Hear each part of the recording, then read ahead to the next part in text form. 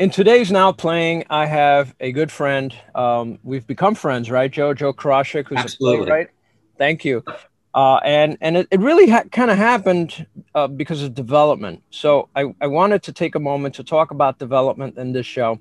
And there's no better person to do that with than someone I'm working with on development and to talk about how do you take a concept or a play to the next level, to the next step. It could be, an off or an off Broadway or even a Broadway production, a touring show. So let me begin by saying, Joe, it's been a pleasure working with you for, I guess it's 5.5 years now. At And least.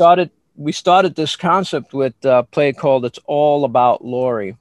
And "It's All About Laurie" was a play that was at a festival a few years back. I saw it and I was like, wow, this play definitely can go places. This play is funny. It's well written. It won all sorts of awards.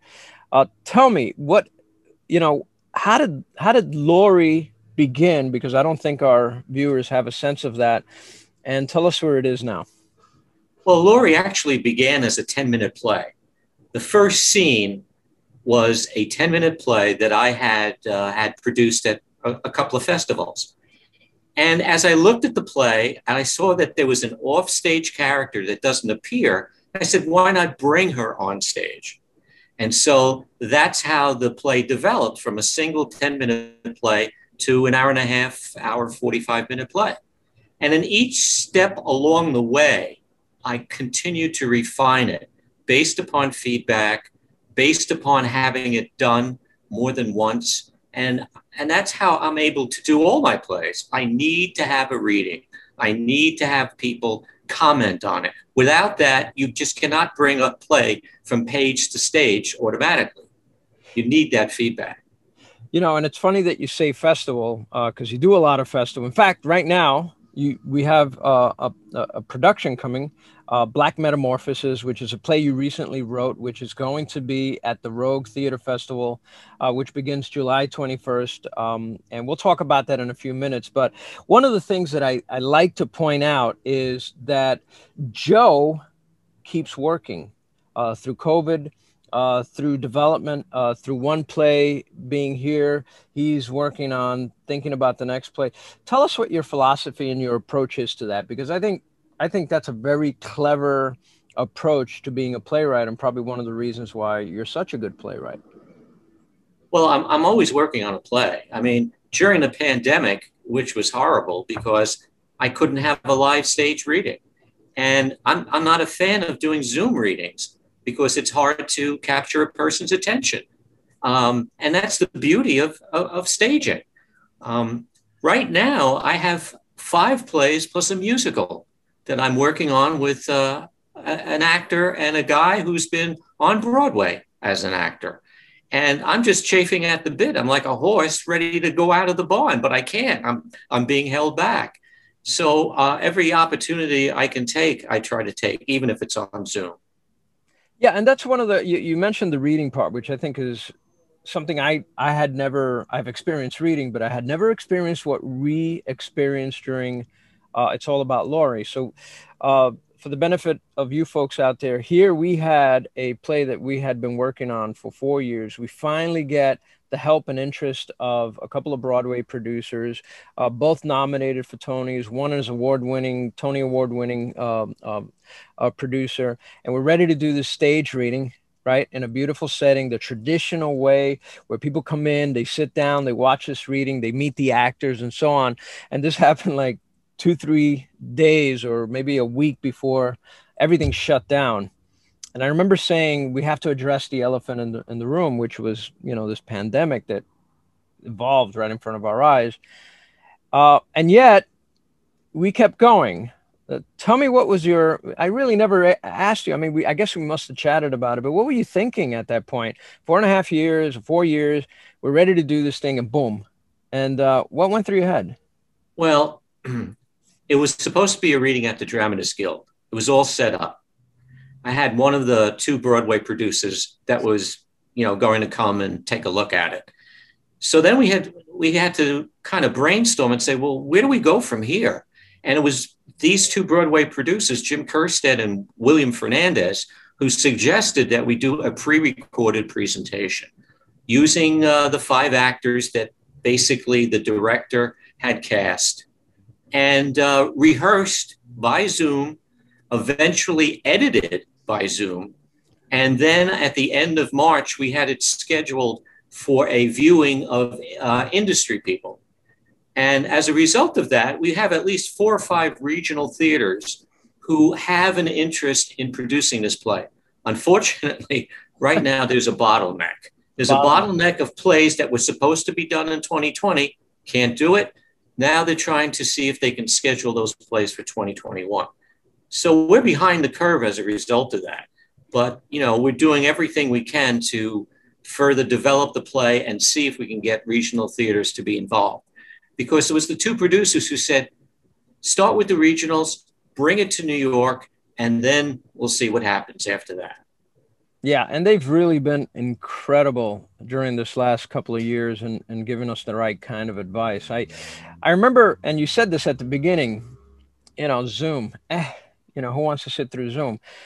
But what they did was they edited it, they cleaned it up, they rehearsed it, they took several takes. So they treated the Zoom sort of like a film or television production where actually they had a chance to rehearse everything and get the best version of it on camera.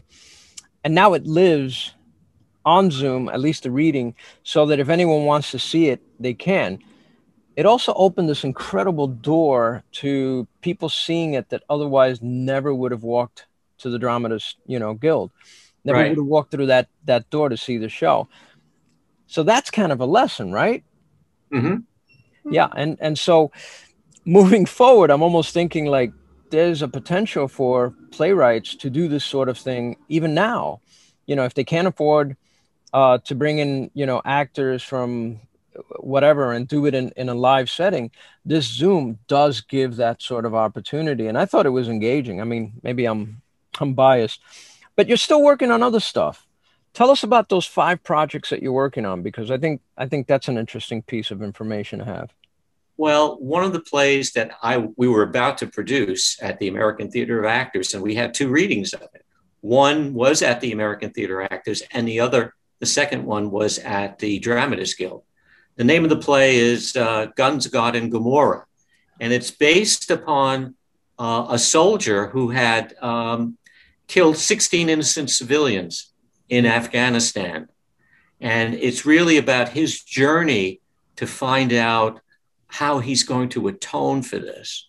And you don't realize what happens or what this guy is all about until the end of the play, where the other character is trying to help him out. And it turns out to be his psychiatrist while he's in prison going through therapy.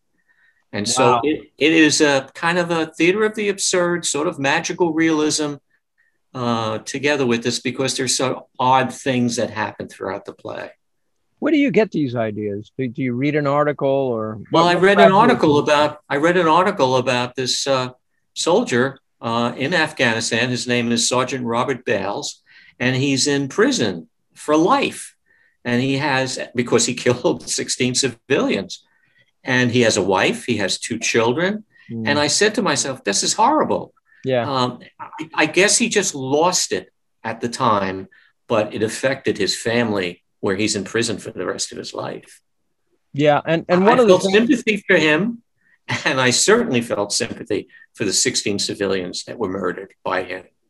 Yeah, it is tragic. And one of the things that I was just going to say, one of the things that really grabs my attention about you is that you have a very you know, eclectic sort of approach to the stories you like to tell and create. And that is that, you know, it could be historical, it could be current events, it could be sort of a magical thing like Glory. You know, it's really quite the range. What are the other 4 projects that you're working on, if you don't mind? Well, the other one is called The Last of the Freudians. Okay. It's about a psychiatrist in Manhattan who refuses to leave his room. And the reason for that is because his son has committed suicide. Oh, okay. And Sigmund Freud is a prominent character in the play. And he tries to help him out.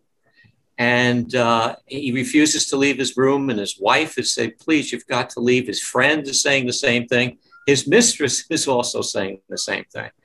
And he goes through this journey. And then at the end, he's, realizes what has happened, and he's whole again. And now he will substitute for Sigmund Freud with his wife. And will then at the end of the play, he will take her on the journey to gather some relief and understanding of what happened to their son. Wow. So this, again, totally a different approach. Excuse the ambulance or fire truck in the background. It is New York City. So, right. But okay. So those are two very different plays, very different from Laurie, very different from Black Metamorphosis, which is, going to debut on what, July 24th. July 24th, right? At 4:30. I should know this. I should know this, right? But again, very, very different. You mentioned the musical, so I'm not going to ask you about everything out there, but tell me about the musical, because you have spoken to me about that, and I think that's a fascinating. The musical is a post-apocalyptic musical. Okay, I love it. What happened is that a nuclear explosion has occurred in the world, and these diverse people come together trying to find a new land where they can start all over again. And it's got Black people, it's got gay people, it's got Latino people, it's got African-American people. So when I say diverse, it is extremely diverse. And this diversity helps them find a new place to live and to start all over again. And you chose a musical.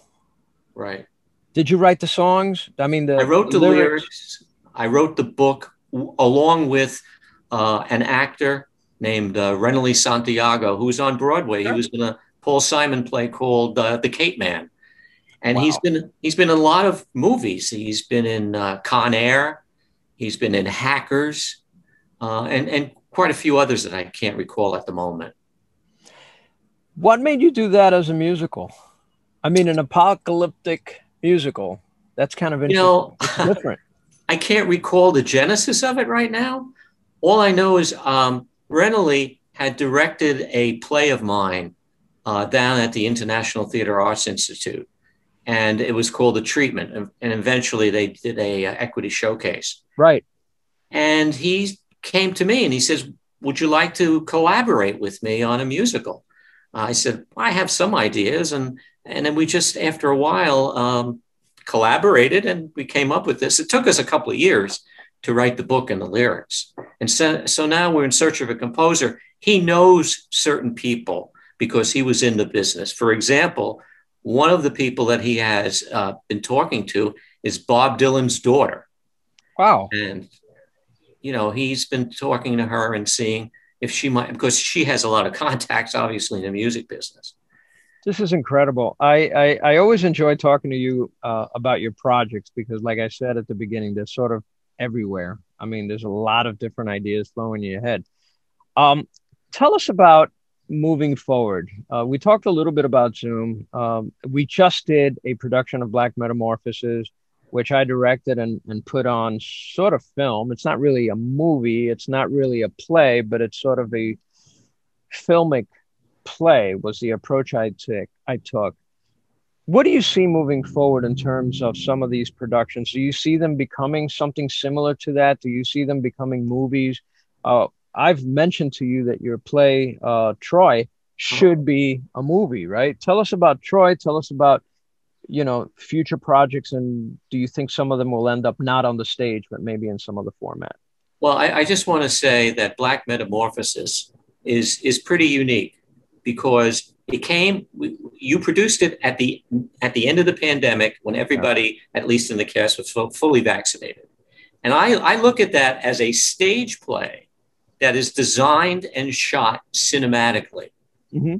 And there aren't too many that are done this way. They may be as we move into the future, but what I liked about what you had done is that you did medium shots, you did master shots, and you did close-ups. And I think it's pretty unique. It's not a Zoom. It is a pre-recorded presentations. presentation, but it's shot like it is a film. You know, and that was a challenge for me because I kept getting pulled in my mind as I'm visualizing this thing. I keep getting pulled into a cinematic approach, and I get then pulled back into a theatrical approach. And then I watch the footage and I go, geez, should I have been back more? Should I have had, you know, more long shots? But at the end of it, I was surprised and happy because you get to get the reactions that maybe even on stage, right? You don't get to No, see that's often, correct. especially if you're in a big venue, a big theater, and you're sitting all the way in the back and you're looking at a play. You know, a lot of times you don't see those expressions. I always talk about Ragtime. I think I mentioned this to you where I saw it several times. I saw it in on Broadway, and I thought the play is beautiful. It's a beautiful musical. The story's great. It has significance. Then I saw it in a smaller theater, a Poly Prep Theater out in Brooklyn. My daughter was actually in it in that production, my oldest daughter, and and so I actually participated. I did the sound for that, and it was great because you're closer. Right. But it wasn't until I saw it at the Heights Players as a community theater production with this amazing cast, and you're literally sitting like, you know, just like a few feet away from Call House, I think is one of the main characters, and Sarah, and they start singing those beautiful songs, and they're like 10 feet away from you, and it just grabs you, you know. So I think a lot of times, as much as we love the theater experience, and I never want to give that up, enjoying that theater experience a little bit closer is a unique experience that really doesn't happen often in, you know, in big productions, big Broadway production particularly. So do you write for something like that? I mean, I know it's up to the director, but when you're writing these moments, you know, when you're conceiving them in your head, do you see them? Do you see them as a close-up? Do you see them as a, you know, how do you envision a scene like that? Well, to be honest with you, I really depend upon the director a lot. What I focus on is the character and what is the journey of that character. What does he learn? What does he want? He or she, what do they want? And what are the obstacles preventing them from getting there? And it's in the obstacle idea that you get to engage the audience. And they have to overcome these obstacles to get to where they want to go. I want to talk about collaboration because I think out of the many playwrights that I've seen work or I've worked with, um, you're absolutely one of the most consistent when it comes to collaborating and being open to change and being open to suggestions and really feeding off of the feedback that you get from your audiences. How did that evolve? And tell me a little bit about why you think that's so important. Well, first of all, as a playwright, I'm not omniscient. I don't know everything. I mean, even though you write something, there's something going on unconsciously, and you're not aware of it. Because I've seen directors look at my play as they're rehearsing and saying, "Well, you're doing this here." I go, "I am. I didn't know that." So I'm saying there's an unconscious thing going on as a playwright. But collaboration, I love collaboration. I think it's an important part of producing and getting a play done. And I like having a number of people around me who have a different vision than I have. They see things differently. And sometimes they say, "Hey, how about doing this?" I go, "Great, let's do it." Because what you're suggesting is better than what I have. So, I don't care where it comes from. Could be from the cast, it could be from the director, it could even be from the stage manager. I take that and I say, let's go with, because I think it's a great idea. I think that's a wonderful approach, and I congratulate you for that. I told you earlier before we did this interview that I've been watching Masterclass, and Steve Martin talks about that. Judd Apatow talks about that. All of them, Samuel L. Jackson, all the major players in the entertainment industry are very much into collaboration. And I don't know that there's any script that was ever written that ended up being exactly as written, except maybe Alfred Hitchcock, who was, famous for sticking to, you know, really everything he wrote. I don't know. Maybe I'll have to do a little research on him. The other thing about you that I particularly like, and it's a very important subject in my life, is diversity in casting, diversity in the roles. I don't think I've ever seen you necessarily write a role that's not open to diversity. Right. Pretty much every role I think is, you know, unless I guess unless you're doing something historical. But even then, but tell me why that approach is so important to you, and why do you think it's important to the art? Well, first of all, when I was working, I would write and produce TV commercials. Mm-hmm. And we would have a diverse cast of people in those commercials. And that was, I'm talking late 80s, early 90s. And I never got any pushback for doing that, having a diverse cast. So then when I was writing plays, even at that time, I said, well, diversity is extremely important, not only because it's important to do that, but on the stage, you need that difference of white characters, Black characters, Latino characters. It adds so much more visually to the play on stage. And that's why it's important to me. Secondly, that's what this whole, you know, America is all about. We're a nation of immigrants. We're a nation of people of color. We're a nation of people of different backgrounds. And the stage and the theater should reflect that. Yeah, I totally, completely agree with that, to the point where I now get angry when I see something that doesn't reflect what society looks like. You know, recently I posted something about this on Facebook. I got a link to a web series that an actor I once cast is doing. He's a great guy. He's a great actor. He didn't write this. He was just in it. He was proud to be in it. And it's a medical web series, meaning, you know, lots of doctors and nurses and everything. So I watched the first few episodes, and I suddenly realized something. There's one Asian man in the entire cast, 20 actors, 15, 20, I don't remember. But every single person was white. Now, there's nothing wrong with white, but if you're looking at the medical profession, if you're looking at hospitals, right, especially in New York, which I think is where Sure. there's a huge level of diversity in a hospital, you know, from Asian doctors to Southeast Asian to, you know, African American. I mean, it's a mix of mixes in a hospital. Sure. And it wasn't reflected. And I thought, man, that's just, you're doing a disservice to the actors, to the story. You know, it really does stand out now. I had a similar experience in an off-Broadway show I went to see a few years back, where again, the entire cast was white with lots of room to cast diverse actors. And the audience was very diverse. And, you know, it occurred to me, is like, it's important to have the audience connect with the character, understand the character. And I think that certainly helps. So I congratulate you on that. Laurie's an example of this, right? Because Yes. Laurie's an example where when I saw the play the first time, you had, you know, a different mix from when we saw it as a reading, and how we might envision it moving forward. There's room to kind of plug in the best actor, regardless of who they are, where they come from. Right. And it's nice that you do this on purpose, I assume, or you I do it do. with, yeah, Absolutely. that's really Uh, great. I insist upon having a diverse cast. I won't do a play unless I can have a diverse cast. Well, I thank you for that, being Latino myself, and kind of seeing what folks cast out there. Sometimes they'll cast, and their impression of what should be a person of, you know, a Latino or Hispanic background filling a role. And sometimes it doesn't make sense to me. It's like, no, I'm not, you know, what you think I am for this particular role. You've got me mixed up, don't understand my culture, and therefore I don't want to work with that.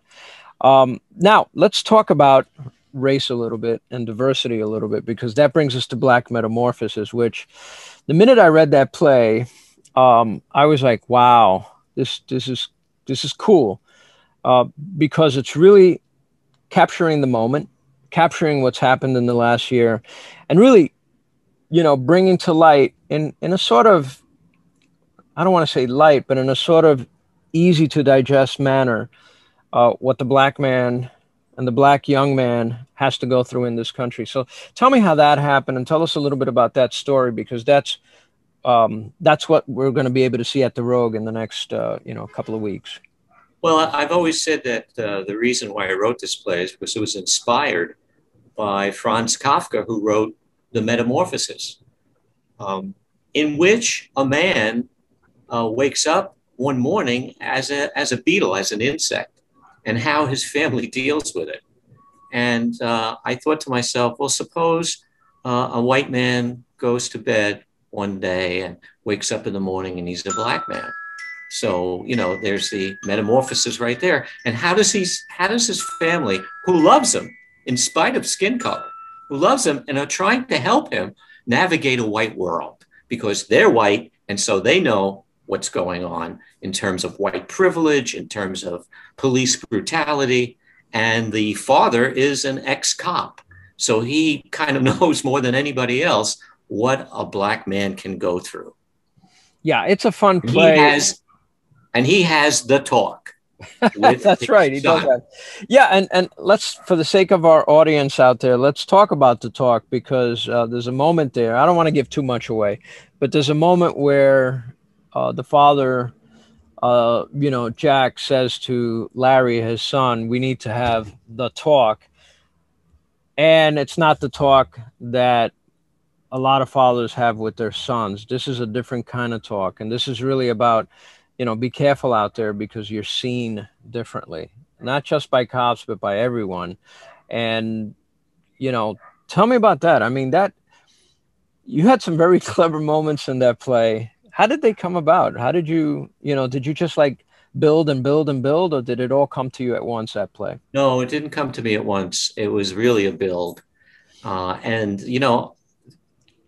de Blasio has a mixed race son, and he had the talk. And the police were angry at him because he had the talk. And I'm saying, this is outrageous. Here's the reality of black people getting assaulted, killed, and then he's criticized for having a talk about his son. I thought that was just ridiculous. Yeah. Anyway, the play didn't come out full blown. It came out just slowly and surely. And, I refined it. You had made some suggestions. I incorporated those suggestions that you made as well. Joe, as we close the interview, I wanted to share a little bit of, just really talk to you and have people have a chance to meet you, because I think you're by far one of the most interesting playwrights I've ever met, as far as your work and as far as your approach to the work. What advice? What's that? You're too kind.